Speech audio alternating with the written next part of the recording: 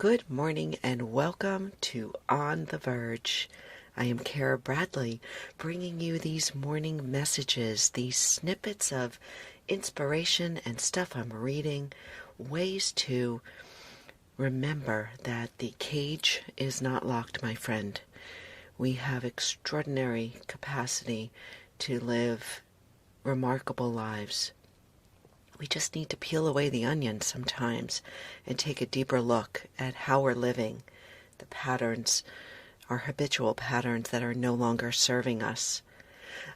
A few episodes ago, or it might have been last episode, they kind of blend, I talked about psychic weight. And I talked about something specific. I got a bunch of responses from you, so I am called to dive in a little deeper.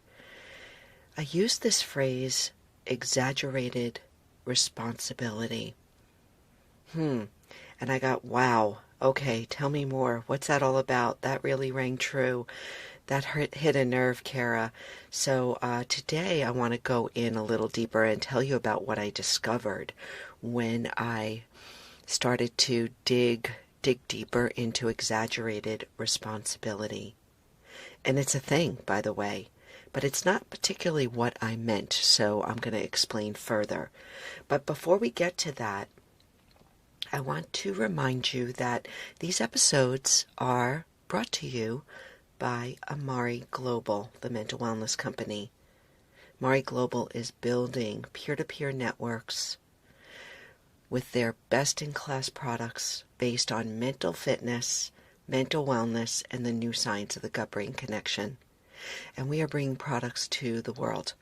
I am partnering with Amari Global, and really my work with them allows me the time, the space, the energy to bring you these podcasts twice a week, 3 times a week.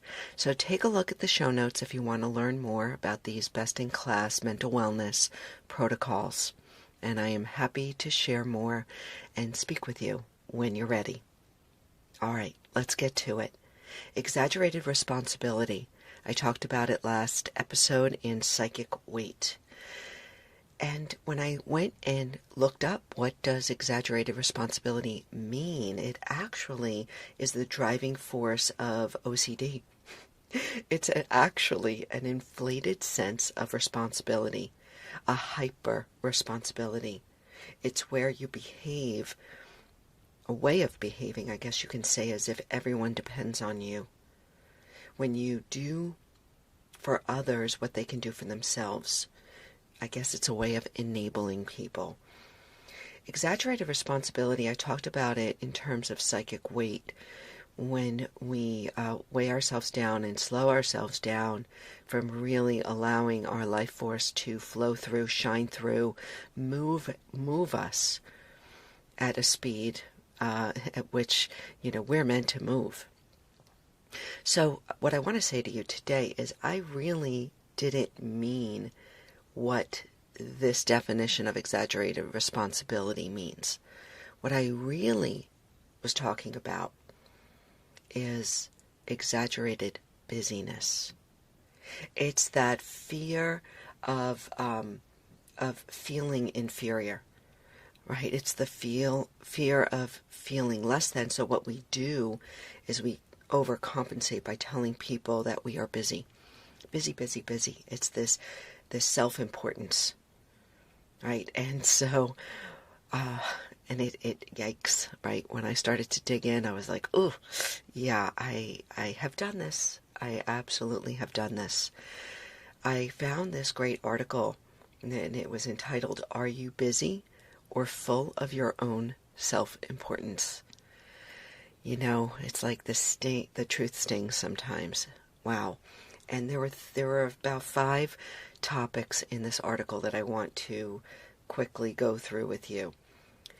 And listen, I am right there with you.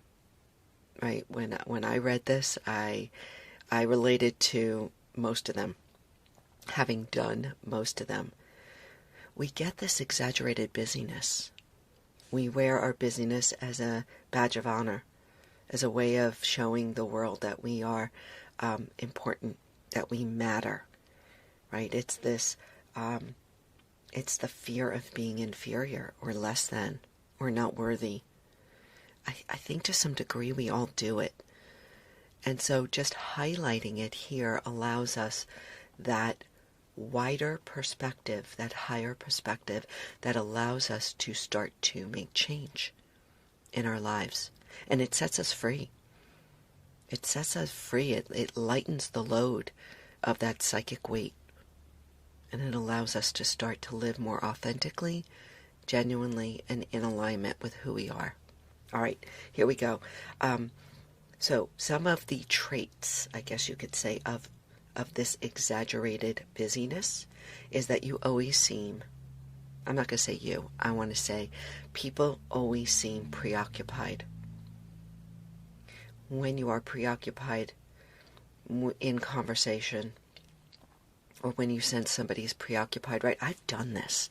I remember walking into my business Verge Yoga and just being on speed, right? Being so preoccupied with all the stuff that I had to do that I really didn't take the time I should have with students that were coming out of class, going into class.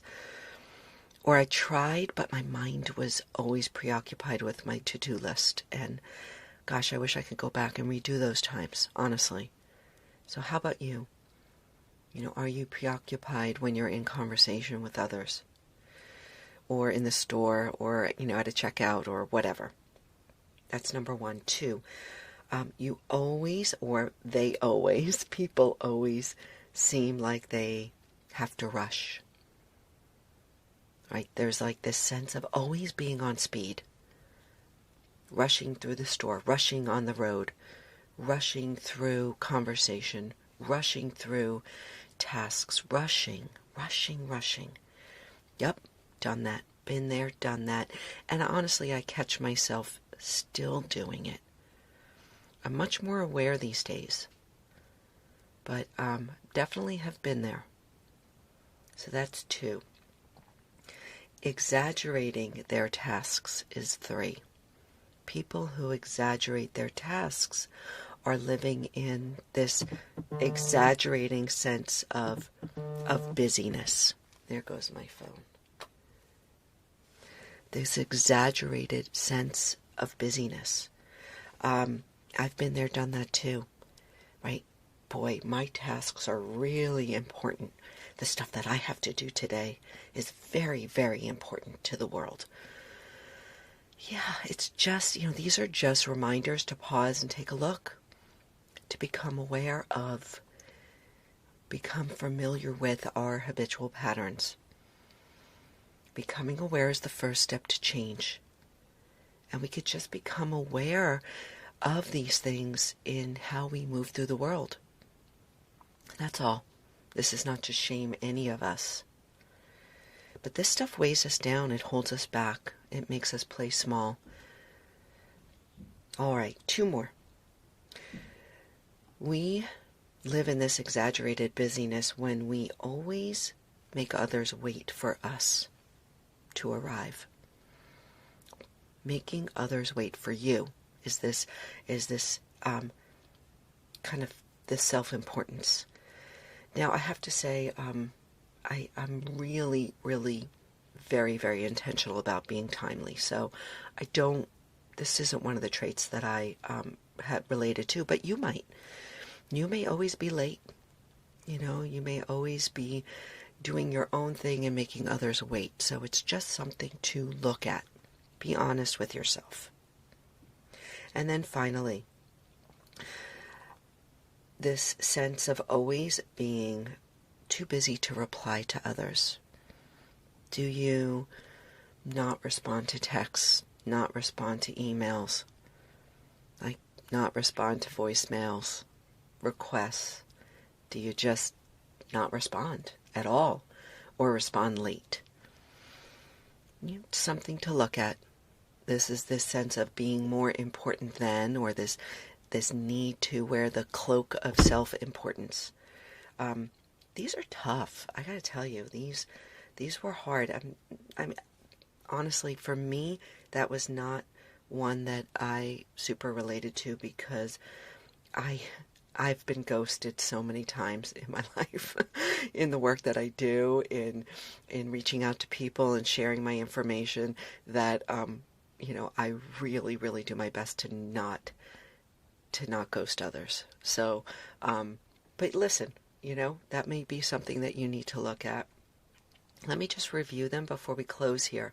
This exaggerated busyness, this sense of being full of your own self-importance, may show up in these ways. Always seeming preoccupied. Always seeming like you have to rush. Exaggerating your tasks. Making others wait for you to arrive. Or being too busy to reply. Those are some just hints. They're hints at how you may be living. And it's all good information.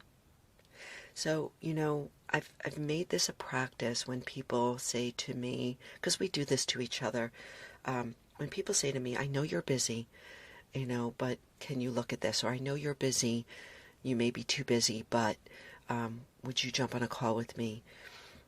I've made it a practice to say, I'm not busy. Just as a reminder to myself to not be too full of my own self-importance. I'm not busy, or I'm just as busy as everybody else. I'm just as busy as you are.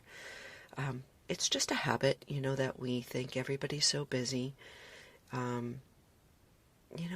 don't know. I think if there's anything we can do from this year of pandemic is to slow it down and to recognize that being busy is no way to live. It's a state, and we can choose to live otherwise. So that is kind of inside my mind and inside my own life. I don't want to live in exaggerated busyness. I don't think it's a way to live. I don't think it's a way to seize the day and to experience life fully. How about you? Perhaps you identified with a couple of these to chew on, to dissect, to become aware of. I'd love to hear from you. I'd love to hear which ones really rang true for you. That would be really fun to engage with you in that way. All right, I have talked enough for today. Thank you so much for joining me. Before we close this out, remember that I've got this special offer. I'm giving away a box of Energy Plus. This is one of Amari's flagship products. It is a mental fitness product that it supports brain and physical performance. There are no jitters, no crash. It is a fantastic drink that includes matcha, guayusa, and Amari's GBX proprietary blend, which includes Asian apple, New Zealand pine bark, and French grape. Wow, it is a fantastic product. I'm giving a box of it away. It's a $60 value. So all you need to do to join in this giveaway is to write a review of this podcast on your podcast platform. Take a screenshot, send it to me via DM or email, Kara@karabradley.net, and I will put you in the pool. You have a really good chance of winning this, so I highly recommend you trying it. And as always, my friend, thank you for joining me. Have a wonderful day.